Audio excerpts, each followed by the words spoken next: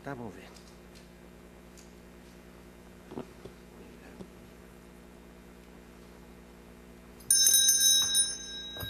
Tribunal Constitucional entra en sesión, vista de la causa Rol 4703, requirente don Patricio Geldres Rodríguez, requerimiento de inaplicabilidad por inconstitucionalidad respecto de los artículos 193, 205, 318, 330, inciso primero, 334, 351 y 352, todo del Código de Procedimiento Penal. Tiene la palabra el relator don José Francisco Leito. Muchas gracias, señor presidente. A Fojas 1, con fecha 7 de mayo recién pasado, viene en accionar de inaplicabilidad por inconstitucionalidad del señor Patricio Geldres Rodríguez, solicitando la declaración de inaplicabilidad de diversas normas contenidas en el cuerpo adjetivo criminal respecto de las declaraciones de testigos, artículos 193 y 205, respecto de las declaraciones del inculpado, artículos 318, 330, inciso primero, y 334, así como de la diligencia de careos, artículos 351 y 352 del mismo estatuto legal. Lo anterior en el contexto de una causa criminal sustanciada a la época de ser deducido el requerimiento de estos autos por el señor ministro de Fuero de la Corte de Apelaciones de Concepción, don Carlos Aldana Fuentes, por el presunto delito de homicidio calificado cometido en la persona de don Gabriel Marcelo Cortés Luna en el año 1973. Comenta el requirente que fue dictado auto de procesamiento en su contra y también procesado por dicho crimen en una causa que se encuentra en etapa de sumario, por lo que existe riesgo o certeza de que será aplicada las disposiciones legales cuya inaplicabilidad viene en solicitar a esta magistratura. Comenta que puede observarse de la lectura de estas disposiciones que es deber del juez instructor de la causa, tanto para sobreseer como para acusar fiscalmente, referirse siempre a las piezas del expediente en los que funde eventualmente su decisión, entre las que se encontrarán los interrogatorios tomados a testigos, tomados en la forma establecida en esta preceptiva, las diligencias de reconstitución de escena, en donde consten declaraciones de los procesados y demás intervinientes, así como las deposiciones de testigos, cuestiones todas que pueden generar en concreto una grave afectación a las normas constitucionales que garantizan su derecho a la tutela judicial efectiva. Comenta el requirente a Fojas 5 del libelo que conforme a esta preceptiva que viene a impugnar, la labor que desarrolla el juez instructor transforma lo que en abstracto puede considerarse como una legítima herramienta investigativa para pasar, en el caso concreto, a plantearse como un mecanismo claro de indefensión, dado que quien conduce la declaración dirigiendo el dictado e incluso estando facultado de realizarlo en nombre del interrogado es la propia parte denunciante, por lo que no solo la herramienta que hace alusión es trastocada en la intencionalidad para la que fuera concebida por el legislador, pues permite a quien preconcibe la participación del declarante en un pretendido ilícito no solo obtener información al tenor de su particular teoría del caso, lo que genera un interrogatorio con preguntas guiadas a un claro contenido específico sin la presencia necesaria de un defensor letrado de su parte. En dicho contexto, comenta el actor que su derecho a guardar silencio se ve del todo coartado, puesto que se ve forzado a no declarar como único modo de enfrentar una situación en que la defensa judicial sencillamente no puede ser del todo efectiva. De esta forma agrega que su persona está a disposición del juez instructor o de su actuario, que lo investiga y por efecto de lo que estos consignan, pueden decidir acusarle y eventualmente dictar una condena en que se verá privado de sus derechos fundamentales.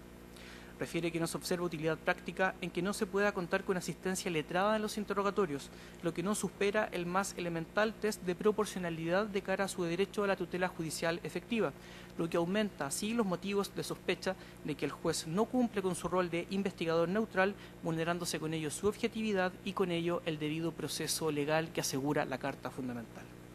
Agrega, y desde el artículo 19, numeral tercero, inciso sexto constitucional, en relación con el artículo quinto, inciso segundo, que toda sentencia dictada por un órgano que ejerza jurisdicción debe fundarse siempre en un proceso previo legalmente tramitado, dado que los derechos fundamentales se convierten siempre en el parámetro material básico que debe ser utilizado para la interpretación de todo el ordenamiento jurídico, buscando que estos sean más eficaces y puedan desarrollar su pleno potencial. Abunda en lo anterior, señalando que la restricción a la intervención del letrado en la etapa de sumario ha tenido manifestaciones claras y concretas en diversas diligencias que enuncia en su libelo de fojas 12 a 15, como declaraciones y careos, que servirán de prueba de cargo para eventualmente acusarle y condenarle, vulnerando el derecho a la tutela judicial efectiva por hechos ocurridos hace ya más de 44 años, antecedentes fácticos que comenta fojas 16 justifican per se la presencia y asistencia de abogado, puesto que comenta es necesario defenderse en igualdad, poder hacerlo y de hecho hacerlo, contraviniéndose de no ocurrir lo anterior a los artículos 8 y 25 de la Convención Americana sobre Derechos Humanos.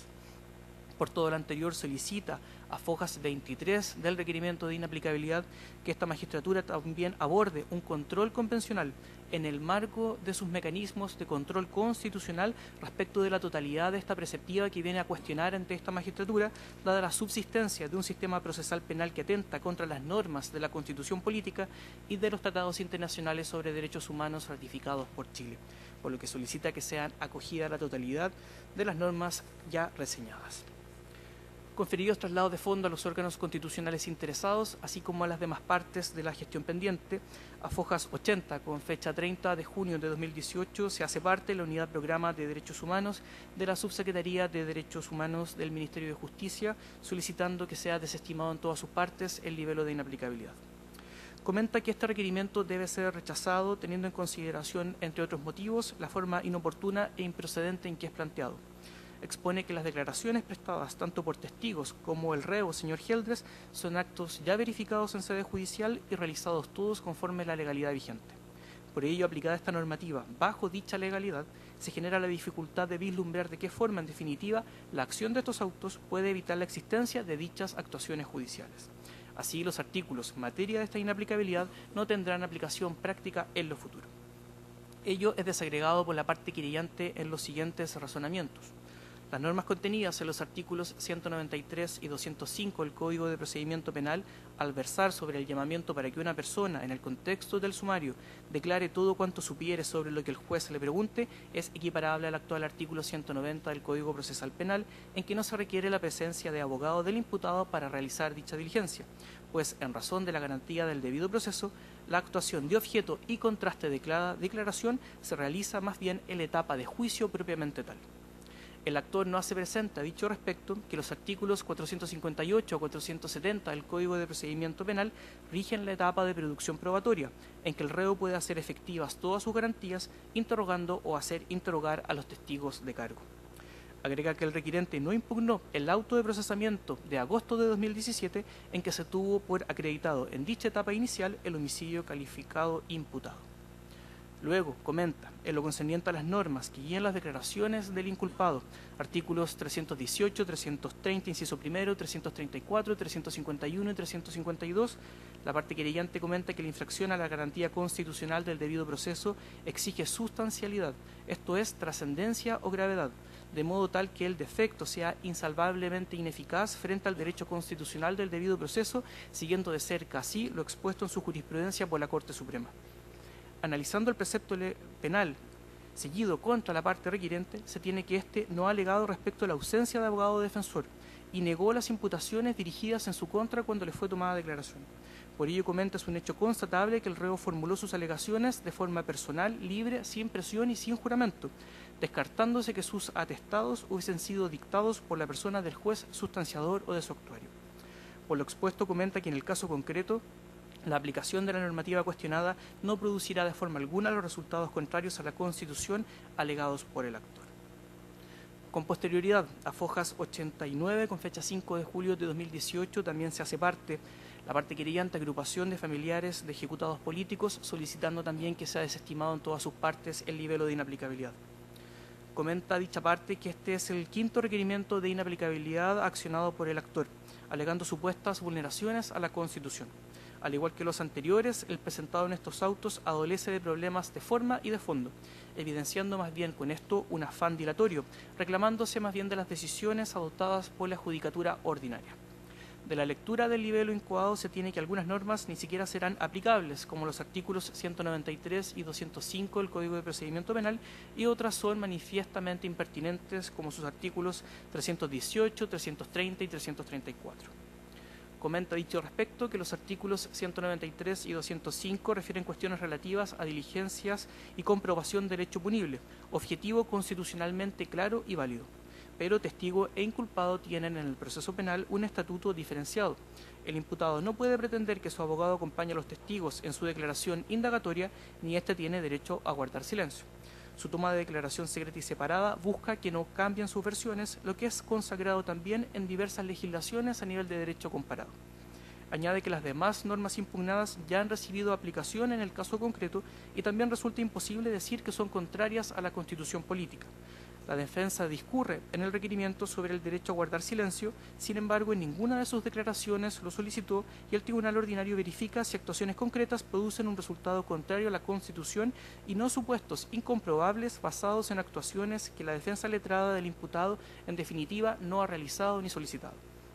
Por último, comenta que una argumentación sobre la afectación de derechos fundamentales de forma contraria a la Constitución implica necesariamente determinar cuál es el contenido del derecho, cuáles son las posibilidades de limitar el mismo de acuerdo a la Constitución y los tratados internacionales, cómo todas las normas indicadas producen ese tipo de resultados y, en definitiva, una enunciación clara y precisa de la línea argumental de la parte requirente. En la especie de la lectura del libelo incoado ante esta magistratura no se tiene nada de lo anterior porque solo cabría, comenta, desestimar el requerimiento de inaplicabilidad accionado a Fojas 1. Concluyo señalando, señor presidente, que traído los autos en relación para esta vista, se han anotado en forma todas las partes del expediente constitucional. Muy bien, los señores abogados tienen observaciones que hacer a la relación. Muy bien, no siendo así, entonces, por la parte querellante, tiene la palabra don Maximiliano Murat Mancilla, hasta por 25 minutos. Adelante, por favor. Gracias, señor presidente. Con la venia de este excelentísimo tribunal, comparezco ante ustedes para alegar en representación de don Patricio Geldres Rodríguez el presente requerimiento de inaplicabilidad por inconstitucionalidad de los artículos 193, 205, 318, 330, 334, 351 y 352 del Código de Procedimiento Penal en la gestión pendiente que actualmente se encuentra en etapa de sumario, con diligencias pendientes en los autos criminales que tramita el ministro instructor Carlos Aldana Fuentes por el presunto delito de homicidio de don Gabriel Marcelo Cortés Luna, rol 6 del año 2017. Todo ello en razón a que dichas normas requeridas, a juicio de esta defensa, vulneran el artículo número 1, 5, 6, 7, 19, número 2, 3, 26 de la Constitución, así como también vulneran los tratados internacionales del Pacto de San José de Costa Rica, el Pacto Internacional de Derechos Civiles y Políticos, la Declaración Universal de Derechos Humanos, entre otros tratados internacionales. Para ello voy a referirme en este alegato, primero a las normas requeridas, en segundo lugar a las cuestiones de constitucionalidad de dichas normas requeridas y en tercer lugar al efecto concreto al respecto. Sin embargo, me gustaría, señor presidente, como cuestión previa y aclaración, señalar que es importante dejar en claro que el presente requerimiento, en primer lugar, no busca dilatar los juicios criminales sobre derechos humanos. Lo que busca este requerimiento es precisamente que en dichos procesos penales se protejan los derechos esenciales que debe tener cualquier imputado de un delito común o de un delito de lesa humanidad. En segundo lugar, esta parte no busca ni persigue la impunidad o dejar sin justicia a las víctimas. Muy por el contrario, lo que nosotros buscamos es que haya verdad respecto a quienes realmente cometieron los ilícitos, a cuál fue realmente el hecho punible y también dar un criterio de verdad a los que se les acusa de victimarios. Ellos también tienen derecho a tener esa verdad y solo se consigue esa verdad tanto para las víctimas como victimarios respetando una investigación racional y justa, respetando el debido proceso. Y en último lugar también quiero hacer presente a este excelentísimo tribunal que esta parte tampoco busca de alguna manera atacar un sistema abstracto general o atacar el procedimiento inquisitivo completo. Lo que nosotros buscamos es que las normas que son incompatibles con el debido proceso, con los tratados internacionales y con la Constitución, no deben ser aplicadas al caso concreto. Estas 7 normas son las que nosotros buscamos inaplicar. No todo el procedimiento penal antiguo. De lo contrario, hubiésemos impugnado aquella norma que permite juzgar a mis representados por el procedimiento antiguo y no por el Código Procesal Penal. También es importante señalar, como última cuestión previa, de que esta es una discusión estrictamente constitucional. Por lo tanto, aquellos otros aspectos que no dicen relación con lo constitucional no deben ser tomadas en consideración por ejemplo, la gravedad del delito, o los números de delitos, o los procesos que tengan representados, o condenas que tengan representados, o demás cuestiones penales. Todas esas cosas no son parte de la discusión constitucional hoy día en esta magistratura, son presiones indebidas al respecto si ellas son alegadas en estrado. Y por cierto que ello no procede porque en esta sede solo se ha fallado con estricto apago de derecho y así debe seguir siendo. Respecto al primer punto de este requerimiento, es decir, a las normas requeridas, voy primero a tratar aquellas normas requeridas que dicen relación con la declaración del inculpado. Es decir, el artículo 318, 330, 334, 351 y 352 del Código de Procedimiento Penal Antiguo. El artículo 318 habla sobre que el juez tiene la facultad para tomar cuantas veces quiera al sindicado declaraciones que estime convenientes. Ello se complementa con el artículo 330 de dicho cuerpo legal, que señala que dichas declaraciones que se le tomarán al inculpado serán bajo la dirección del juez. Esa es la fórmula que ocupa el legislador. A su vez, el artículo 334 complementa el artículo 330, señalando que en el caso de que si el inculpado se contradice en sus propias declaraciones o se retracta, se le preguntará acerca del móvil de esa retractación, se le tomará una nueva declaración al inculpado. Y finalmente, es importante señalar, el artículo 351 es el que trata acerca de que cuando hayan discordancia entre distintos procesados, o procesado y testigo, o distintos testigos, se realizará una práctica, una diligencia de careo, complementada con el artículo 352, y aquí viene un punto fuerte del alegato, en que el juez tendrá facultad en el artículo 352 respecto al inculpado y testigo, incluso para amonestar a dicho inculpado para que se ponga de acuerdo en la verdad, amonestar.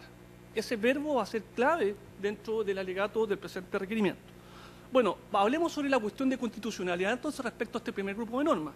Efectivamente, el 318, 330, 334, 51 y 52, en primer lugar, facultan al juez para que tome declaraciones al inculpado sin la presencia del abogado defensor. Esa es la primera vulneración constitucional que esta parte está haciendo presente. Lógicamente, además, sin tener conocimiento de la causa en ese momento. Segunda vulneración constitucional, sin que se le permita o se le indique el derecho a guardar silencio. En tercer lugar, bajo su dirección exclusiva. Y en cuarto lugar, con posibilidad de amonestar al procesado si no las explicaciones que el juez estime pertinentes. Todo ello, lógicamente, impide hacer valer los derechos más esenciales y básicos que tiene todo imputado en materia penal. Vamos a la primera vulneración constitucional, es decir, tomar declaración sin la presencia del abogado defensor. Lógicamente que estas normas vulneran directamente lo que ha señalado el Pacto de Derechos Civiles y Políticos, vulnera lo que ha señalado la Convención Americana de Derechos Humanos y vulnera la jurisprudencia de la Corte Interamericana de Derechos Humanos en esta misma materia. Todos ellos son contestes en establecer que la tutela judicial efectiva contiene como garantías mínimas dentro de ella la asistencia del letrado durante todo el proceso. Eso es lo que dicen los tratados y la jurisprudencia, todo el proceso. No en algunas instancias o en algunas partes, no en la etapa de investigación o en la etapa de plenario, no en ciertas diligencias o en otras no, sino que en todas. Incluso esto se puede contrastar con lo que señala el nuevo Código Procesal Penal, que en su artículo 7 dice que al tratar las facultades y derechos de los imputados, señalan que ellos tienen derecho, incluso desde la primera actuación del procedimiento dirigido en su contra, a contar con un abogado de su defensa. Incluso después especifican, y el mismo artículo 7 dice, se entenderá como primera actuación del procedimiento cualesquiera diligencia, así dicen, o gestión, sea de investigación o sea cautelar o otra especie. Es decir, cualquiera diligencia de investigación es la primera actuación de la investigación. Y en la primera actuación de la investigación, la norma señala que debe estar presente el abogado defensor. Es más, el artículo 8 del Código Procesal Penal también nos ilustra diciendo que el imputado tendrá derecho a ser asistido o defendido, dice, por un letrado, desde la primera actuación del procedimiento dirigido en su contra. Incluso el artículo 91 del mismo cuerpo legal señala que cuando se tomen declaraciones policiales, es decir, por la PDI o por Carabineros, respecto a cualquier imputado, de manera autónoma, deben contar siempre con la presencia del abogado defensor. Lo mismo ocurre con el artículo 93 del Código Procesal Penal, en que habla de las garantías y derechos del procesado, dice debe ser asistido desde los actos iniciales de la investigación, es decir, lo dice de todas las formas posibles, de todos los verbos posibles, de todas las maneras posibles, siempre desde la primera instancia. Así también lo ha sostenido el Pacto Internacional de Derechos Civiles y Políticos en su artículo 14.3, que dice que durante el proceso debe el imputado tener o ser asistido por un abogado defensor. También lo sostiene así la Convención Americana de Derechos Humanos, su artículo 8, número 2, durante el proceso, sin hacer distinciones, debe contar el imputado o inculpado con la asistencia letrada libremente y de manera privada con su abogado defensor. Incluso es más, la Corte Interamericana de Derechos Humanos, en su artículo número 8 de los principios básicos sobre la función de los abogados en las salvaguardas especiales en materia penal, fija los estándares que debe tener para el ejercicio de la debida defensa. Y señala a la Corte Interamericana de que la asistencia letrada debe ser oportuna y que si no es oportuna, es decir, si no es desde el principio de la investigación, hay grave riesgo y se viola, dice, el artículo 8.2 del justiciable porque impide tener una adecuada defensa. Es decir, ya no puede ser más clara la Corte Interamericana en esta materia. Respecto a la segunda, tercera y cuarta vulneración constitucional, debemos decir que la voy a tratar de manera conjunta porque dichas vulneraciones son similares. Es decir, segunda vulneración, no se le explica que tiene derecho a guardar silencio en el representado. Tercera vulneración, se hace la toma de declaración del imputado bajo su propia dirección. Y cuarta vulneración, que incluso tiene facultad el juez para amonestarlo si es que si no da cuenta de sus contradicciones en sus distintas declaraciones o en una sola declaración. Claramente podemos sostener que en este caso el Código Procesal Penal, en este caso los tratados internacionales y en este caso la propia Constitución son las que cuestionan gravemente que se coarte el derecho a declarar libremente por el imputado. Y en ese caso, cualquier amonestación o manifestación o atentado contra lo que quiera declarar el inculpado es absolutamente una coacción y es una coacción que no está permitida en el ordenamiento jurídico. Es más, el artículo 195 del Código Procesal Penal dice exactamente cuáles son los métodos prohibidos para tomar declaración a imputados. Cosa muy curiosa, y dentro de los métodos prohibidos dicen, quedan absolutamente prohibidos, dice, como método de investigación, cualquier tipo de interrogación que menoscabe o coarte la libertad del imputado para declarar. Justamente la amonestación a una persona para que declare cierta cuestión u otra coarta la libertad del imputado para declarar. O sea, el artículo 352 es exactamente lo contrario al artículo 195 del Código Procesal Penal. Y ahí tenemos una diferencia insalvable y por lo tanto una vulneración abiertamente al debido proceso y claramente también a la tutela judicial efectiva. Incluso el artículo 194 del Código Procesal Penal nos dice que siempre que quiera declarar un imputado, si quiere declarar, se le tomará declaración. Pero si no quiere declarar, no puede ser obligado a declarar. Tanto así que el mismo artículo 194 dice que solo se le podrán hacer preguntas respecto a la identidad del imputado si éste no quiere declarar. Es decir, claramente, el nuevo sistema procesal penal tiene salvaguardias y garantías del debido proceso que no tienen estas normas que están siendo requeridas en este momento. Respecto a la palabra amonestar, para que la persona declare como el juez estime conveniente, uno puede entender amonestar como sinónimo de reprender. Y reprender significa corregir a alguien por lo que ha dicho o lo que ha hecho. Es decir, una coacción que no la permite el ordenamiento jurídico. Es más, la Convención Americana de Derechos Humanos, en su artículo 8.2, señala expresamente que toda persona inculpada tiene como derecho a no ser obligado a declarar en su contra y que la confesión del inculpado solamente es válida si es hecha sin coacción de ninguna naturaleza. Es más, la Corte Interamericana de Derechos Humanos, por ejemplo, ha sostenido la misma jurisprudencia, y voy a dar el ejemplo del caso Pollo Rivera versus Perú, de sentencia del 27 de mayo del año 2017, habla exactamente acerca de la coacción respecto a la declaración de un imputado. ¿Y qué dice la Corte Interamericana? Dice, un medio de investigación que impide el uso de coacción para doblegar la voluntad a un inculpado, o sea, cualquier método que coaccione a doblegar la voluntad del imputado, deja de ser válido, dice. Y es más, independiente del grado de coacción.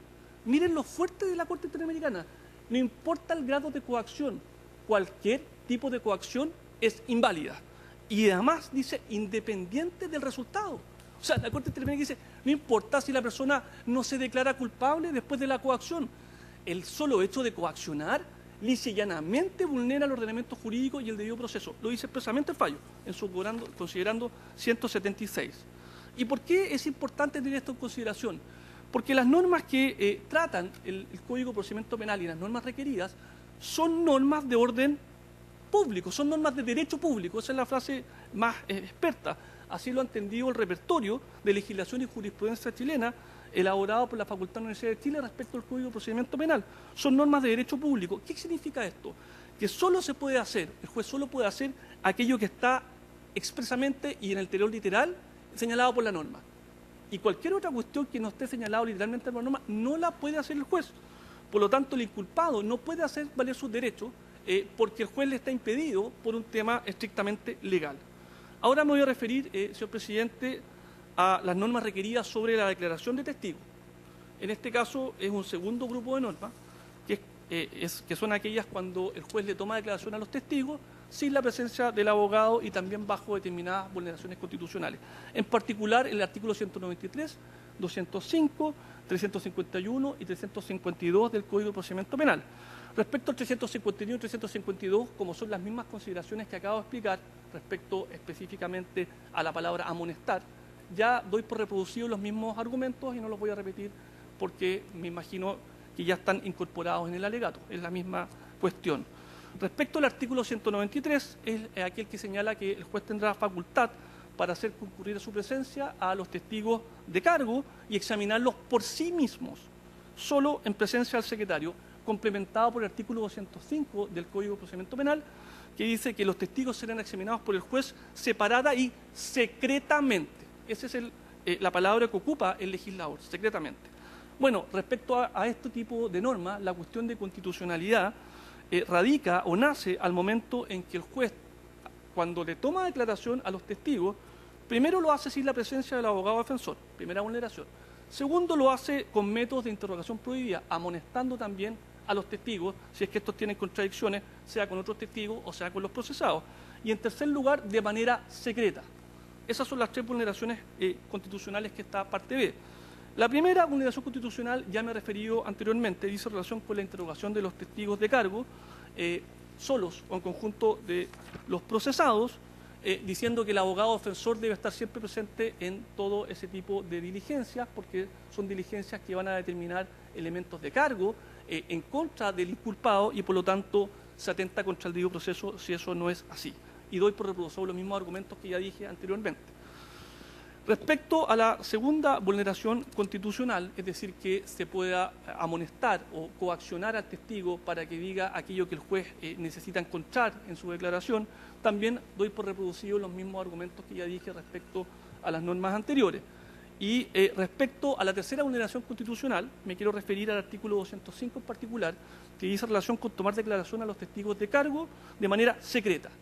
El hecho que sea de manera secreta hace absolutamente ilusorio el ejercicio al derecho a la defensa, en particular porque el juez podría dirigir consciente o inconscientemente sus preguntas a formularla en atención a poder determinar su propia teoría del caso. Recordemos que aquí el juez investiga, el juez acusa y luego el juez condena.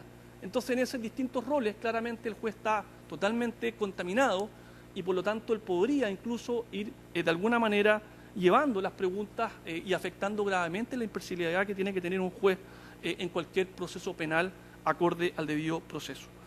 Incluso estos mismos testigos de cargo, si bien podrían ellos declarar posteriormente en el juicio, ya sabemos que esa declaración no siempre se lleva a cabo, ya sabemos, por ejemplo, que las personas son todas mayores a 70 años los que pudieron presenciar este tipo de causas que llevan 45 años y por lo tanto casi todas o tienen enfermedades graves de salud o tienen problemas de enajenación mental o lisa y llanamente están fallecidas, como por ejemplo la madre de la víctima. La madre de la víctima falleció y la madre de la víctima cuando declaró jamás reconoció a mi representado como los aprensores que fueron a buscarlo a la casa. Y ya no se le pueden hacer preguntas a la mamá de la víctima, que por cierto no se creyó ni ella ni nadie de su familia. Aquí el único querellante es el Ministerio de Justicia y la FEP, pero no los familiares, cosa muy curiosa. Y por lo tanto ya a esta altura no tenemos ninguna otra opción de poder hacer ese tipo de cuestiones. Señor presidente, me voy a dedicar en lo que queda del alegato a determinar el tema del efecto al caso concreto, que es bien importante también tenerlo presente. Respecto al efecto en el caso concreto, hay que decir que dichas normas, primero, ya fueron aplicadas en materia de la etapa de sumario, mediante la toma de declaración de testigos y al propio inculpado, produciendo un daño grave, porque pasó mi representado de estar del estatus de inculpado ha procesado, producto de esas propias declaraciones de testigos e inculpados. Prueba de ello es que mi representado ha declarado al menos en tres oportunidades en este juicio, Afoja 140, 206 y 209. En todas ellas no estuvo el abogado defensor presente. En las tres declaraciones, mi inculpado no tenía dominio normativo porque no es abogado. En las tres declaraciones, además, mi representado no se le explicó que tenía fuero por el hecho de ser un general retiro y que podía declarar por escrito. En las tres declaraciones, además, no se sabe bien cuáles son las preguntas que se le hicieron y si fueron esas preguntas de alguna manera dirigidas o no. Y además se acompañó un documento clave para la defensa respecto al cual el juez ignoró y nada dijo o preguntó al respecto. Mire, por ejemplo, Afojas 134 y 132, señor presidente, declara el testigo Pedro Cortés Luna, hermano de la víctima. Y el señor Cortés Luna, que también declara sin abogado defensor, no señala que mi representado fue el que detuvo a su hermano, sino que señala a otras personas como los apresores, señala a Márquez Riquelme, a Opaso y a Loyola. Y el juez nada le pregunta acerca de Geldres. Lo más importante es preguntarle si mi representado tenía algún cargo sobre ello, o había mandado o estaba presente. A Fojas 9 declara la mamá, Raquel Luna Barzúa, también. Identifica a los aprensores de su hijo, pero no señala a Geldres y nada se le pregunta al respecto. Fíjese que a Fojas 335 y 413, por ejemplo, declara Luis Juvenal Arias Vega. Este señor declara efectivamente que no sabe nada respecto a la víctima, pero que él entiende que supuestamente sabe quiénes componen la unidad represiva que detenía a las víctimas en Chillán. Y señala que eran Loyola, Opaso, Marabolí, Riquelme, no menciona a Geldres y nada se le pregunta. A Fojas, por ejemplo, 326, declara Juan Ernesto Sandoval Bravo, quien señala que tampoco sabe nada de los hechos que han ocurrido en la presente investigación penal, pero señala también que él entendía que la segunda comisaría de Carabineros llegaban detenidos, pero lo más grave es que él decía que esos detenidos siempre terminaban en el regimiento de Chillán. Miren lo curioso. Y el juez no le pregunta cuál es el destino final de la víctima, el juez no le pregunta quién tenía realmente el dominio del hecho, si era Carabineros o era Ejército, el juez no le pregunta quiénes estaban a cargo, nada se le pregunta al respecto. Mire, y la guinda de la torta. Resulta que como otro elemento de cargo se utiliza la declaración del señor José Valdés Mondaca. Fíjense. Y José Valdés Mondaca dice que no tiene idea de los hechos que se investigan por Cortés Luna. Pero lo más curioso es que sí señala que Geldres, en otra causa, la causa de Ricardo Lagos Reyes, tendría que haber tenido responsabilidad. El señor Geldres fue absuelto por la Corte Suprema en esa causa. ¿Cómo se puede considerar un elemento de cargo de una persona que señala a mi representado deteniendo a otra persona respecto a la cual la Corte Suprema dijo que no lo había detenido? O sea, esto es francamente insostenible. El juez nada le pregunta al respecto. O sea, cuestiones como estas se repiten una y otra vez en el proceso. Por lo tanto, las normas en esta etapa, y esto es bien importante, se van a volver a aplicar. Y se van a volver a aplicar, primero, porque estamos en etapa sumario, segundo, porque hay diligencias pendientes que el ministro tendrá que tomar y examinar por sí mismo, y volverá a examinar a los testigos y al inculpado si es que hay contradicciones bajo su dirección, de manera secreta, amonestando y sin la presencia del abogado. Y esto consta en Foja 711 porque el ministro instructor dio lugar a diligencias solicitadas por esta misma defensa con una orden de investigar de la PDI, y a Foja 738 el ministro instructor señala que tienen que tomarse declaraciones a tres testigos, Fanor Aguilera, José Candia y Nildo Palavecino. Estas tres personas son clave en la investigación, porque estas tres personas componían el grupo represivo que detenía a personas en Chillán. Estas tres personas saben que participaron gente de la PDI, de Carabineros y de Ejército. Y estas personas saben quiénes fueron y no reconocen a Geldres como uno de ellos. O sea, claramente necesitamos estar presentes cuando se le tome declaración a esos testigos para realmente hacer las preguntas debidas y determinar si Geldres es o no culpable. Por tanto, si esto no se hace y si esto lo vuelve a tomar el ministro instructor sin presencia de abogado, de manera secreta, bajo su propia dirección y amonestando a los testigos o al inculpado para aclarar los dichos, lo que va a pasar es que se corre riesgo, ¿cierto?, de que estas cuestiones queden como elementos de cargo, esos elementos de cargo sirvan para dictar una acusación en contra del representado, pasando un estatus más desfavorable de procesado a acusado, y corren riesgo, ¿cierto?, de que esas mismas declaraciones pasen directamente a la sentencia de término y sirvan como elementos de cargo de condena mediante la construcción de presunciones judiciales establecidas en el 488 del Código de Procedimiento Penal. Por lo tanto, la gravedad es abiertamente relevante respecto a estas normas. Por lo tanto, señor presidente, entendiendo que ya mi tiempo está prácticamente acabado y entendiendo que esta magistratura ha escuchado además este alegato y parte de mi argumento en varias oportunidades, solicito que se acoja el presente requerimiento respecto a las normas 193, 205, 318, 330, 334, 351, 352 del Código de Procedimiento Penal, en razón a los argumentos ya expresados y con su permiso, venia y respeto, señor presidente, doy por finalizado mi alegato. Muy bien, muchas gracias. Enseguida, por la parte de la Unidad Programa de Derechos Humanos, la Subsecretaría del Ramo, tiene la palabra don Patricio Robles, hasta por 30 minutos. Adelante, por favor. Muchas gracias, buenos días, señores ministros. Comparezco en representación de la Unidad Programa de Derechos Humanos de la Subsecretaría de Derechos Humanos, parte querellante en esta causa por delito de homicidio en contra del adolescente Gabriel Marcelo Cortés Luna, 17 años, en septiembre de 1973. Causa que se sigue, gestión pendiente, que se sigue ante el ministro en visita Carlos Aldana Fuentes, y solicito a este excelentísimo tribunal el rechazo del presente requerimiento de inaplicabilidad deducido por don Patricio Geldres Rodríguez, presentado, digamos, con fecha 2 de agosto del año 2017. Antes de comenzar, señoría excelentísima, quisiera hacer alusiones a dos cosas previas dentro del discurso de la defensa. La primera, la circunstancia de no existir querella a propósito de la familia de la víctima no relativiza la magnitud de lo ocurrido y la violencia de lo ocurrido. Y por cierto, no es resorte ni de este tribunal ni cuestionar por el lado de la defensa, ni incluso nosotros como querellante, el por qué la familia no ha interpuesto alguna acción, digamos, ha impetrado alguna acción judicial. Eso, por cierto, creo que es un resorte de la familia y creo que también es digno de respeto. Y el segundo punto dice relación, señoría excelentísima, y aquí quizás disculpe un poco la autorreferencia, pero cuando se hacen estas alusiones equivocadas al Código Procesal Penal, me permito quizás traer a colación la experiencia habiendo trabajado 3 años y medio en la Defensoría Penal Pública.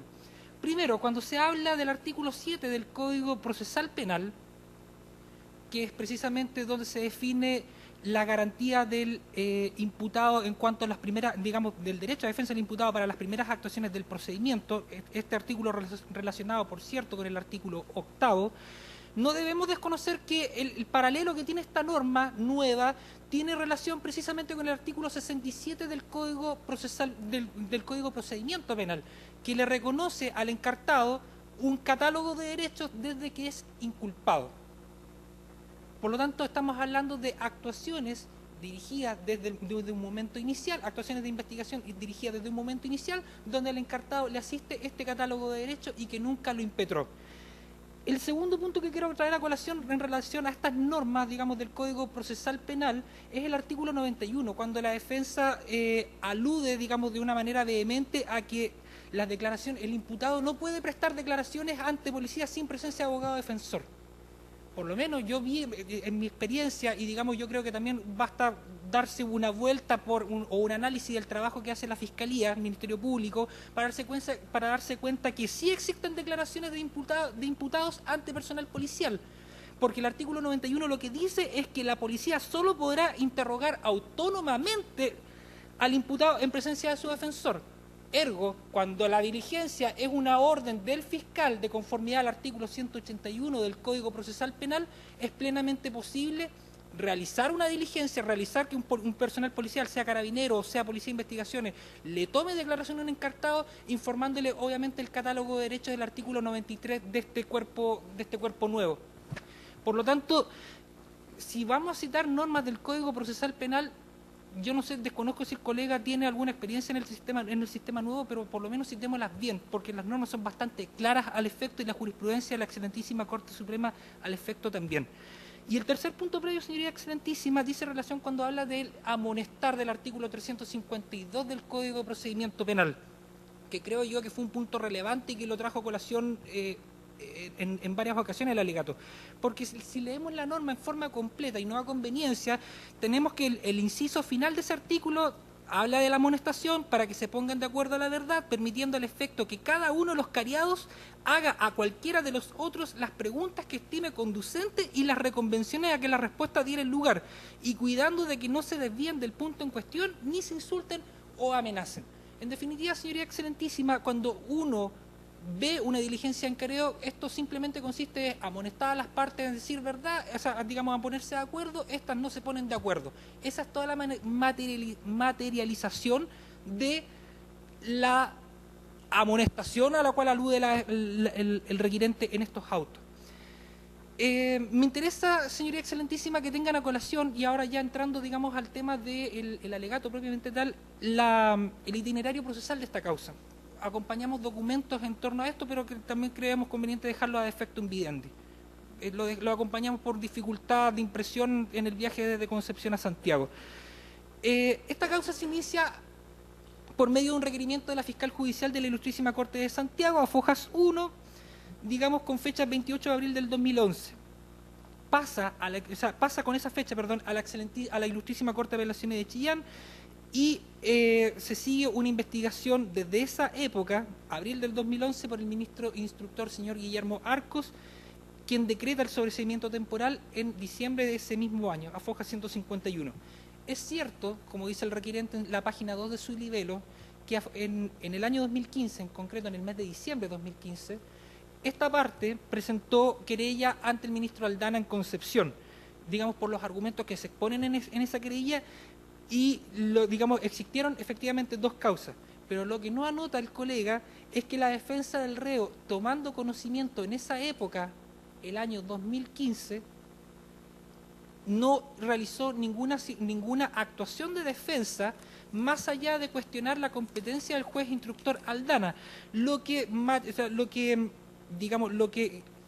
se traduce en definitiva en que la Ilustrísima Corte de Apelaciones de Chillán falla el incidente inhibitoria de competencias declarándose competente dicho tribunal.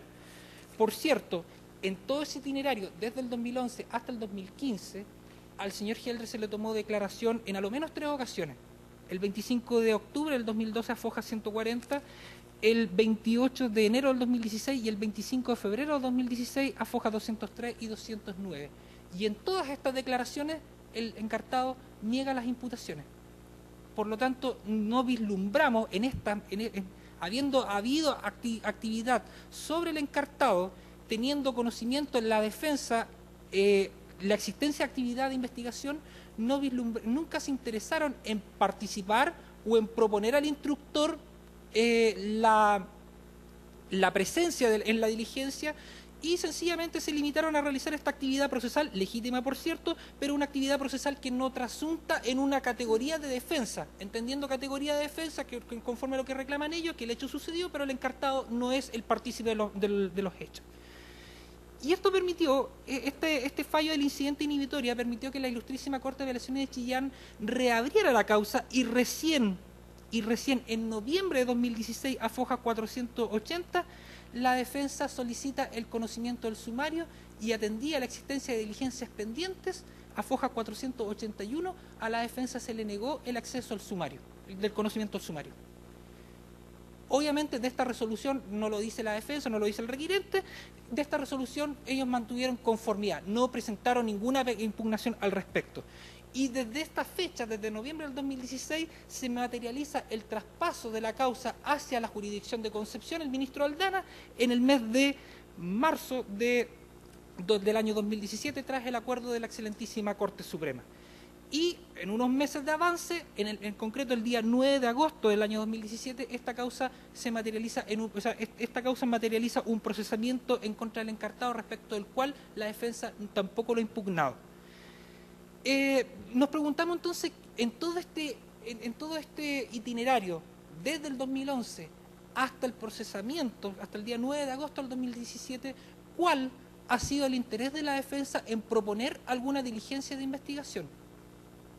¿O cuál ha sido el interés de la defensa por participar del sumario? Ninguno. Y esto, obviamente, esta reacción solamente guarda relación a propósito de lo que pasó. este auto de procesamiento, cuando ya se materializa la ocurrencia de los hechos, la participación del encartado de una manera primigenia que por cierto es lo que fundamenta o lo que puede servir para fundamentar una acusación más adelante. Afoja 703, Afoja 703, la defensa, recién ahí, Afoja 703, la defensa solicita, primero, solicita la materialización de ciertas diligencias, y estas diligencias, buena parte de las diligencias son solicitudes de oficio a la prefectura de Ñuble, oficio a la Quinta Comisaría Carabinero de Quirihue, oficio al Estado Mayor del Ejército, al Departamento P1 y P2 del personal de Carabineros, oficio al Jefe de Estado Mayor del Ejército sobre, digamos, diversos datos que son los encartados o las personas que atribuye, como lo dijo en su discurso. Y genéricamente se solicita una orden de investigar a la Brigada de Derechos Humanos de la Policía de Investigaciones para que realice todas aquellas diligencias destinadas a establecer la vinculación y participación en los ilícitos de autos del grupo cuyos miembros se encuentran individualizados en las declaraciones indicadas en el número 1.8 de la letra A a la F de este escrito. En definitiva, señoría excelentísima, son situaciones, se pide una diligencia ante la Policía de Investigaciones y nuevamente encontramos el caso donde no hay presentación en la causa en orden a pedirle al instructor la presencia de la diligencia. Por cierto, este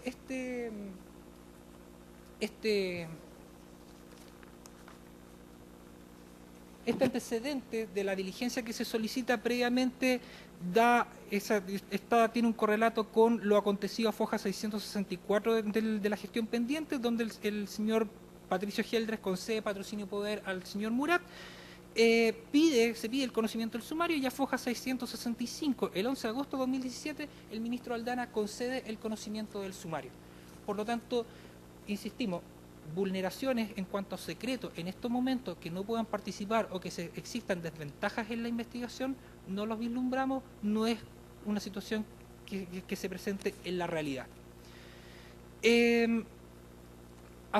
Digamos, en cuanto a lo que es el norma por norma, nos parece relevante primero, tal como se ha expresado en otras veces, lo relativo al artículo 293 y 205 del Código de Procedimiento Penal, porque acá se regula una forma de cómo se lleva a cabo la diligencia. Y por cierto, nuevamente haciendo paralelos con el procedimiento del Código Procesal Penal, una forma es presenciar la diligencia y otra cosa es querer participar de la misma. Y resulta de que acá al requirente se le olvida que en una diligencia, una etapa de investigación, sea en el procedimiento antiguo o sea en el procedimiento nuevo, no es una instancia donde se pueda generar un contradictorio.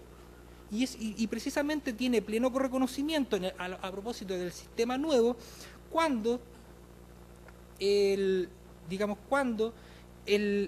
mismo Ministerio Público, a propósito de las investigaciones que se realizan actualmente, establece dentro de sus oficios que no se debe confundir el derecho de los intervinientes a acceder a los registros de investigación con su participación en las diligencias de investigación.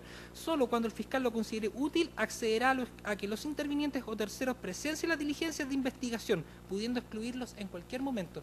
En definitiva, tanto en el procedimiento antiguo como en el procedimiento nuevo, 193 y 205 del procedimiento antiguo y 184 del procedimiento nuevo, artículo 184 del Código Procesal Penal, la potestad de quien dirige la investigación es del instructor, juez, fiscal del Ministerio Público. Y es ese ente quien permite a la defensa y a cualquier interviniente, parte bajo la denominación del procedimiento antiguo, el presenciar una diligencia.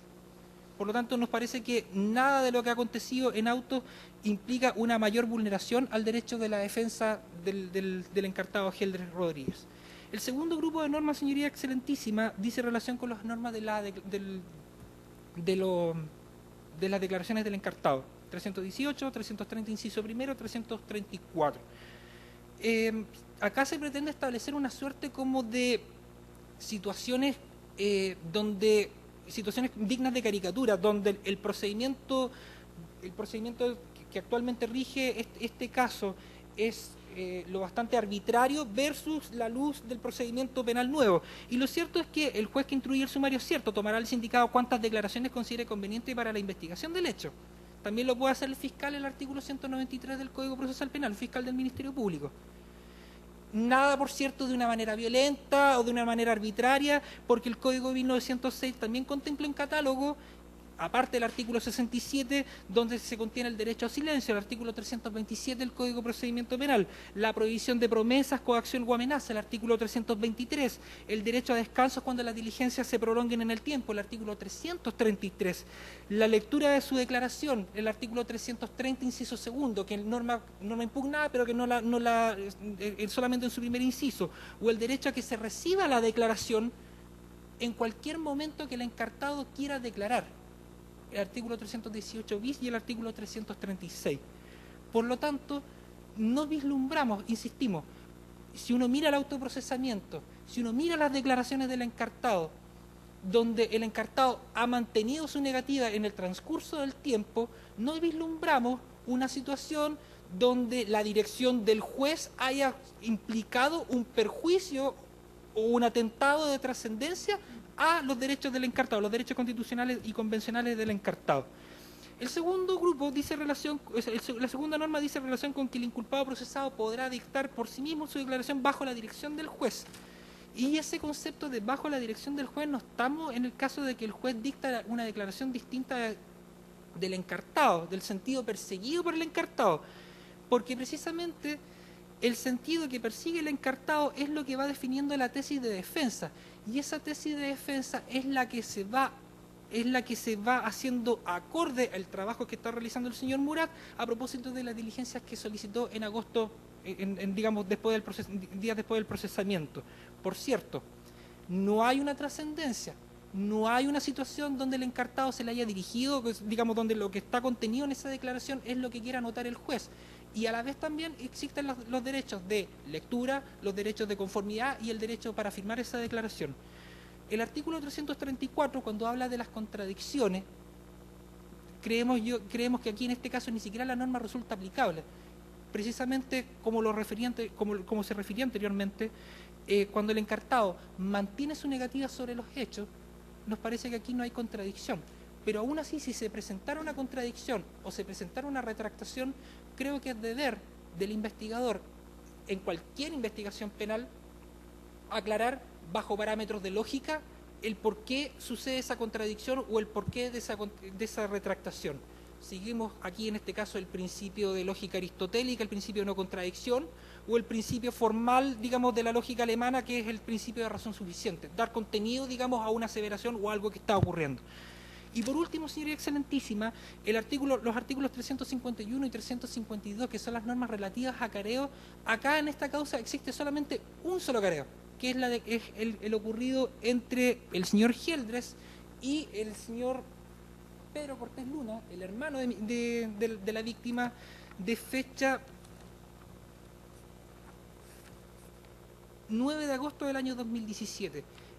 Y aquí insistimos, digamos, acá hay una situación donde el encartado manifiesta, habiendo manifestado sus declaraciones, una situación previa, digamos, o un estado de cosas previos, acá se tiene por aclarado en conformidad con esta conversación con la víctima, sin por cierto que la defensa haya presentado, si es que este careo le implica un mayor perjuicio, sin que la defensa haya impugnado esa diligencia o sin que la defensa haya solicitado, digamos, alguna nueva declaración del señor Cortés Luna o del señor Geldres para desarrollar los tópicos sobre lo que se pusieron de acuerdo en ese careo. En ese careo existió acuerdo, ni siquiera existió alguna amonestación o alguna situación de mayor perjuicio o de agresión propiamente tal, métodos prohibidos tanto en el sistema nuevo como en el sistema viejo. El presente requerimiento, entonces, señoría excelentísima, se explica primero por un notorio desconocimiento del catálogo, dijimos, de los derechos que le asisten a toda persona que tiene calidad de inculpado, procesado. Me quiero referir a la palabra imputado porque es como más genérica y engloba desde los actos iniciales de la investigación.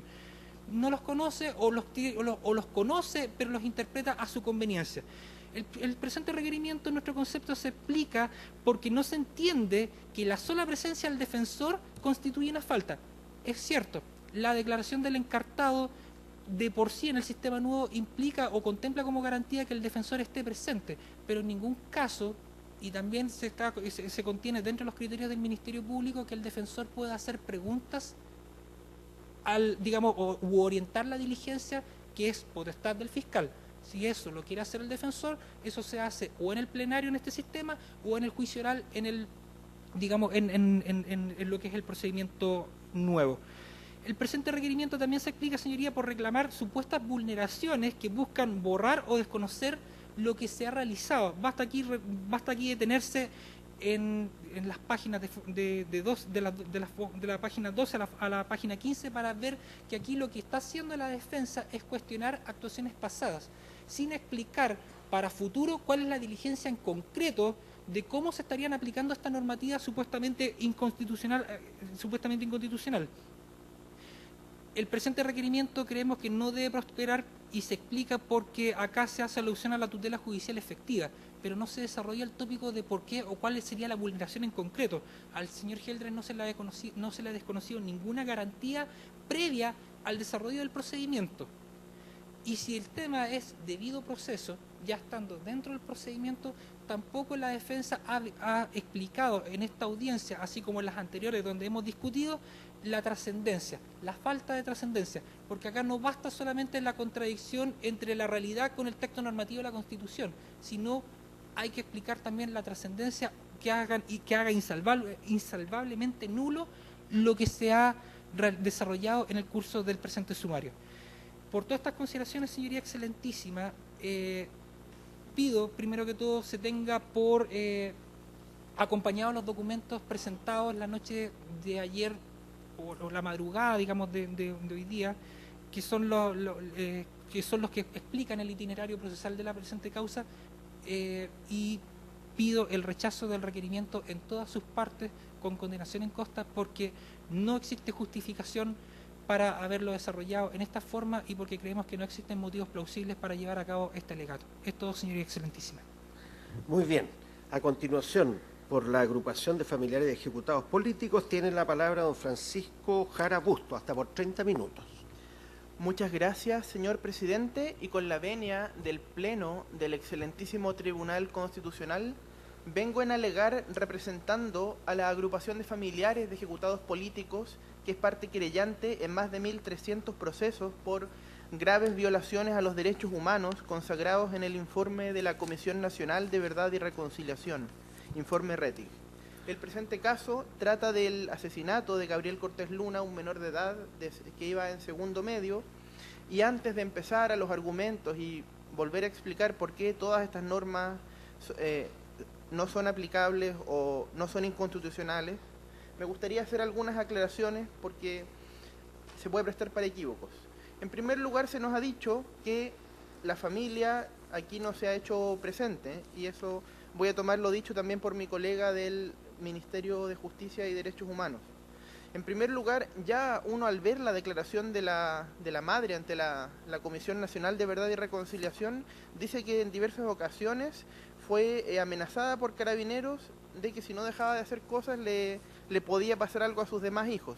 E incluso la madre está fallecida, entonces, ¿cómo uno va a pedir que haga alguna gestión? Y me parece que habla por sí mismo el hecho que la agrupación de familiares de detenidos desaparecidos y ejecutados políticos de Chillán esté acá y también haya gente de la FEP y de la FDD. Entonces, decir que primero aquí no habría un interés de la familia es falso. La familia presentó sus declaraciones ante la comisión, y en segundo lugar, es el caso de un menor de edad asesinado y es un crimen de lesa humanidad, por lo tanto es algo que debería de interesarnos a todos. En segundo lugar, se nos habla del respeto a los derechos fundamentales, y esta parte en ningún momento como querellante ha buscado vulnerar sus derechos. Todo lo contrario, aquí se busca el respeto irrestricto y escrupuloso de los derechos fundamentales. Y aquí tampoco se puede acusar que estos juicios son injustos. El 75% de las condenas por estas causas de lesa humanidad terminan en penas remitidas. Los ministros dan fianzas de alrededor de los 200.000 pesos o los 100.000 pesos, que no aseguran ninguna comparecencia. no se consideran agravantes de acuerdo a los estudios dogmáticos que se han hecho en estas sentencias, entonces en realidad que hay una vulneración de derechos también parece aventurado. También se dice que las circunstancias concretas del caso no deben ser tomadas en consideración, y aquí a lo mejor yo tengo una constitución distinta, pero el artículo 93, número 6, nos habla de la aplicación de un precepto legal cuya aplicación en una gestión que se siga ante un tribunal ordinario o especial resulte contraria a la Constitución. Entonces, si mi Constitución está bien, uno tiene, por supuesto, que fijarse en cómo la norma es aplicada. Entonces, decir, aquí no consideremos que es un menor de edad, no consideremos los derechos del niño, no consideremos que es de lesa humanidad, me parece que obviamente solo se dice porque beneficia a la defensa, pero ni siquiera dentro de la sistemática de la inaplicabilidad en el caso concreto tiene algún sentido. También me interesa destacar aquí que estamos ante una situación que uno podría catalogar de abuso de derecho. El señor Patricio Geldres comparte dos distinciones que ninguna es muy feliz. Es la persona natural que probablemente ha hecho más uso del Tribunal Constitucional, roles 3.649, roles 3.929, roles 4.390, roles 4.391, además del presente, por diversas víctimas. Los secuestros de Ricardo Muñoz León, los secuestros de Alfredo Becerra, de Tomás y Gustavo Domínguez, los secuestros de Arturo Prat Martí, los secuestros de Gregorio Retamal, el homicidio de Patricio Weitzel, la desaparición de Leopoldo López y de Robinson Ramírez. Y además de eso, además de ser la persona con más causas, probablemente persona natural en el TC, es la persona con más procesos en la zona de Ñuble. Este mismo requerimiento, por las mismas normas, lo hemos alegado ya en 2 o 3 ocasiones distintas, y eso debe llamar al tribunal a pensar que aquí lo que se busca es impedir la acción de la justicia, sobre pretexto de recurrir al Tribunal Constitucional. Esa es una cuestión que no puede dejar de decirse. También, además de abuso de derecho, hay un abuso de los hechos, porque hay mucha declaración fuera de contexto, hay citas al diccionario fuera de contexto, hay citas a la Corte Interamericana fuera de contexto y hay citas al expediente fuera de contexto. Y le voy a dar un ejemplo.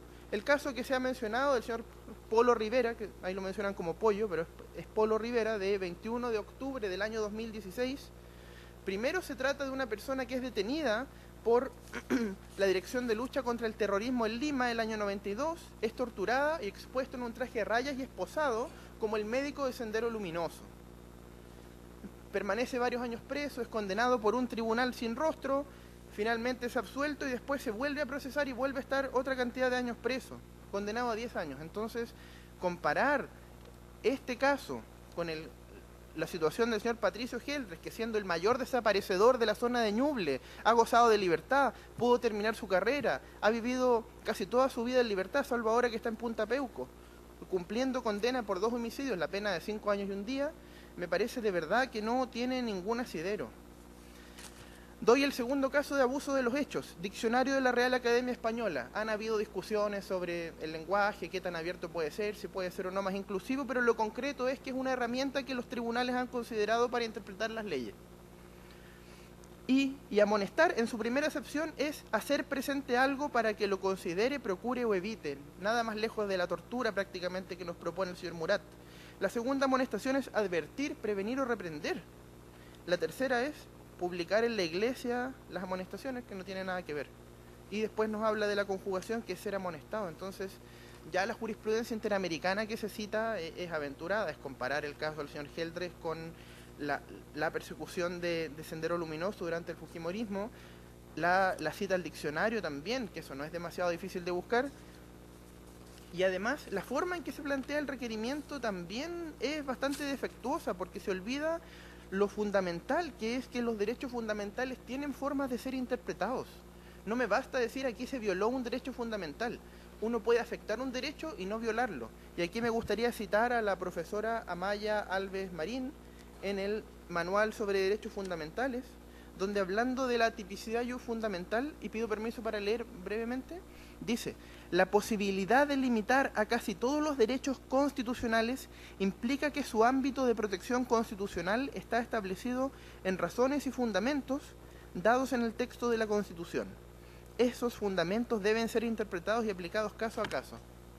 Aquí yo no he visto cómo se nos ha dicho que cada uno de los artículos puede ser o no contrario a la Constitución.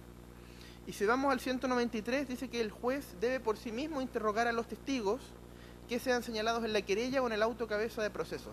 Si yo señalo en mi querella quienes creo que pueden ser testigos y el juez no lo cita, yo podría reponer, yo podría apelar, yo podría instar por una sanción disciplinaria, pero a mí me parece que el juez cite un testigo cumple el artículo 76 de la Constitución, la facultad de conocer, juzgar y hacer ejecutar lo juzgado, cumple lo dicho en el artículo 19, número 3, porque es base para un proceso, cumple las normas del Código Orgánico de Tribunales, que algunas de ellas son norma orgánica, y cumple también la norma de Jus Cogens que nos obliga a investigar, juzgar y sancionar crímenes de lesa humanidad. Y aquí me gustaría destacar, en primer lugar, y los voy a ir dejando por orden temporal, en primer lugar, la resolución de la Corte Interamericana del 18 de noviembre de 2010 sobre cumplimiento del caso Almonacid Arellano, que nos insta a cumplir todo lo que está pendiente del fallo en materia de investigación, juzgamiento y sanción efectiva de estos crímenes. En segundo lugar, la resolución de la Corte Interamericana de cumplimiento, esta vez sobre Barrios Altos, del 30 de mayo del 2018, que nos recuerda que el estándar es investigación, juzgamiento y sanción efectiva de crímenes de lesa humanidad, e incluso el documento emanado por el Comité contra la Tortura respecto de la evaluación a la que recientemente fue sometido el Estado de Chile, donde concurrió la señora subsecretaria, doña Lorena Recabarren, el ministro señor Kinsmiller de la Corte Suprema, representantes del Congreso Nacional, que dieron cuenta del estado de cumplimiento, y aquí el comité observa, y pido permiso para leer, el comité observa con reconocimiento que durante el periodo objeto del examen los tribunales chilenos continuaron enjuiciando y condenando a exmilitares y actores estatales como responsables de violaciones de derechos humanos cometidas entre el 11 de septiembre del 73 y el 10 de marzo del año 90. Y el comité insta a que continúe este enjuiciamiento, garantizando que los anteriores crímenes sean condenados conforme a la gravedad de sus actos, velando por el cumplimiento efectivo de las penas impuestas. Entonces el artículo 193 cumple mandatos de la Constitución, el artículo 76 cumple el artículo 19, número 3, cumple las normas del COT y cumple la norma del derecho internacional. El artículo 205, que también vale la pena recordarlo, y pido permiso para leer, dice, artículo 205, salvo los casos exceptuados por la ley, los testigos serán examinados separada y secretamente por el juez en presencia del secretario. ¿Por qué separada? Y aquí hemos citado varias veces a Klaus Roxin, que nos recuerda una norma similar en la ordenanza procesal penal alemana. Es decir, se interrogan separadamente porque ha de impedir que adopten declaraciones posteriores o que adecúen sus declaraciones posteriores con aquellas formuladas con anterioridad. ¿Y por qué secreta? Porque hay una regla general del sumario, el artículo 78, que no ha sido objeto de este cuestionamiento, que nos habla del secreto del sumario. Entonces, la norma del 205 tampoco es una invención extraña, sino que parece que tiene un sentido. Sobre la declaración del inculpado, lo primero es recordar que en el expediente el señor Geldres lo ha negado todo, entonces tampoco uno ve cómo él habría confesado. Pero también nos vamos a hacer cargo de lo dicho. No hay una obligación de declarar en el derecho chileno. Probablemente cuando el código surgió, yo no me puedo hacer cargo de lo que hayan hecho los agentes del Estado con distintos imputados en delitos asociados a la marginalidad. Yo no puedo asegurar que en el año 1910, 1920 no hayan obligado a la gente a declarar, incluso de las peores maneras. Pero yo sí creo, y esto es algo que se sabe en general, que los ministros en visita a quienes han sido encargados de estas causas cumplen rigurosamente los estándares del debido proceso. Y aquí la doctrina nacional, ante la pregunta de si hay una obligación de declarar, encontramos por lo menos tres posturas respecto a si hay obligación de declarar en el Código Antiguo. El profesor Paillás, que es probablemente la versión más defensora del Código, dice que nunca hubo obligación de declarar. Hay una obligación de los autores que, basado en el artículo 5 y su segundo, dicen que a partir de la vigencia de los derechos fundamentales en el derecho chileno ya no hay obligación de declarar. Y la versión probablemente con la que yo más comparto es la de los profesores Horvitz y López, que en su tratado, en su derecho procesal penal, dicen que al menos a partir ya del año 98, de la ley 19.567 y a partir de distintas modificaciones en el funcionamiento de las policías y el Ministerio de Justicia, esa obligación ya está reconocida, pese a que la contiene el artículo 19, número 3. Entonces, y además se nos habla de amonestar, es decir, lo que hemos visto en el diccionario, que es más bien reconvenir, qué es hacer presente. ¿Y cuáles son los medios prohibidos? Porque hay medios prohibidos, y aquí volvemos a Roxin, que son el maltrato, la influencia corporal, la fatiga, estos largos interrogatorios, los ataques corporales, los ataques psíquicos, el engaño, la hipnosis, las promesas de beneficios no contemplados en la ley, la coacción, la tortura.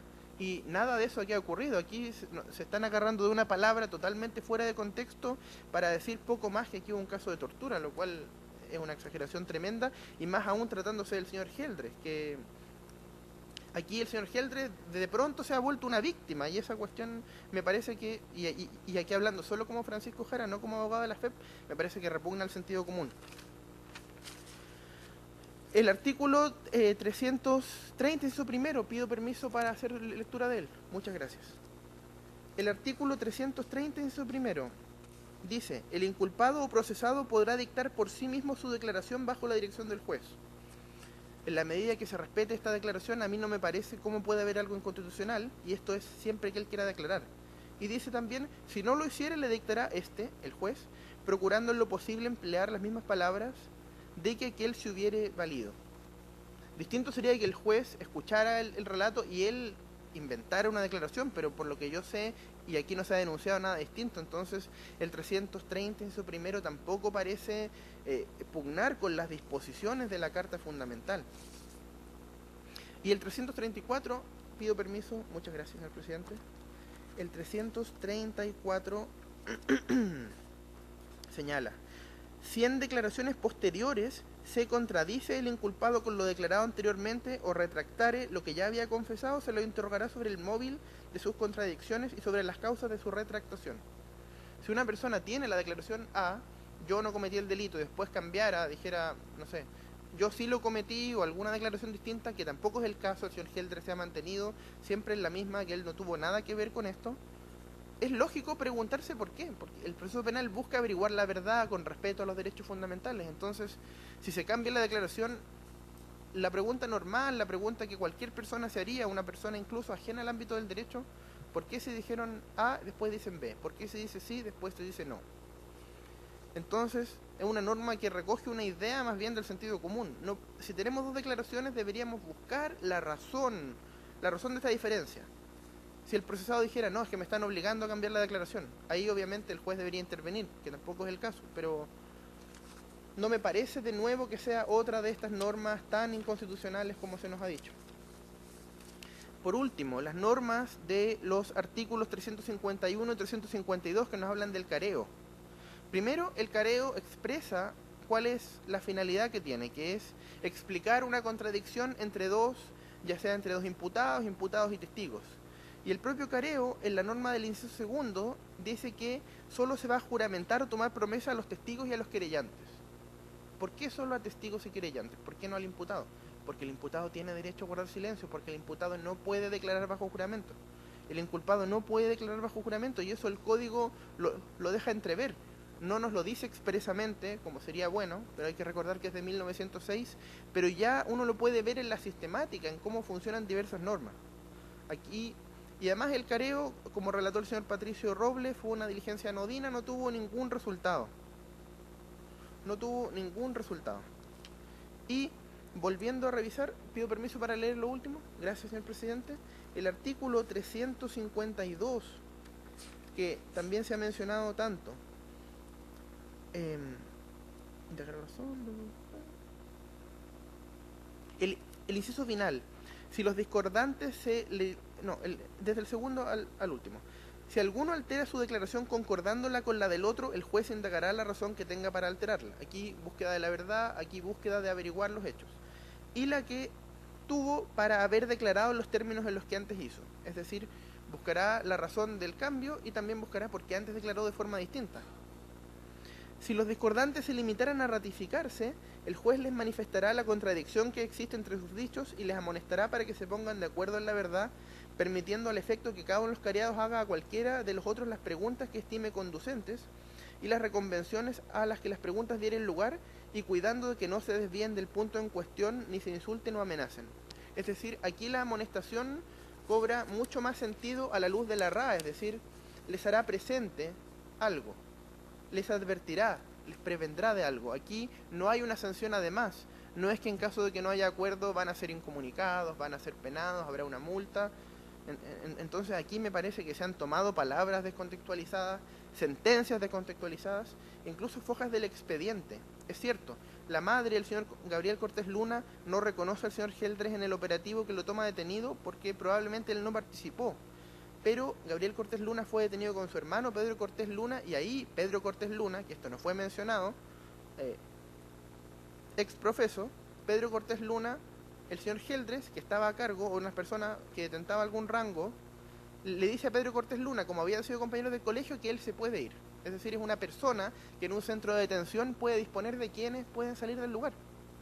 Y Pedro Cortés Luna es el que reconoce a Geldres ahí y que dice, Geldres a mí me dejó salir, pero su hermano menor no. Entonces, de verdad me parece que aquí ha habido un abuso tanto de los hechos como del derecho. Y me gustaría terminar con una cita del jurista Papiniano al emperador Caracalla, que le decía, es más fácil cometer un homicidio que justificarlo. Aquí hemos visto una serie de artimañas, de abusos de la lógica, de abusos en la interpretación constitucional para tratar de mostrar al señor Geldres como víctima. Pero la verdad sea dicha, el señor Geldres no es aquí la víctima. Y desde luego esta parte insta al respeto de sus derechos fundamentales, pero también insta a que haya justicia y a que todas las causas de la zona de Chillán, de la zona de Ñuble, que han sido paralizadas, logren reponerse en estado de juzgamiento lo más pronto posible. Doy por terminadas mis alegaciones solicitando respetuosamente al Pleno del Tribunal que rechace con expresa condenación en costas la presente acción. Muchas gracias. Muy bien. Señora ministra, señores ministros, preguntas que hacer. No siendo así, terminada la audiencia.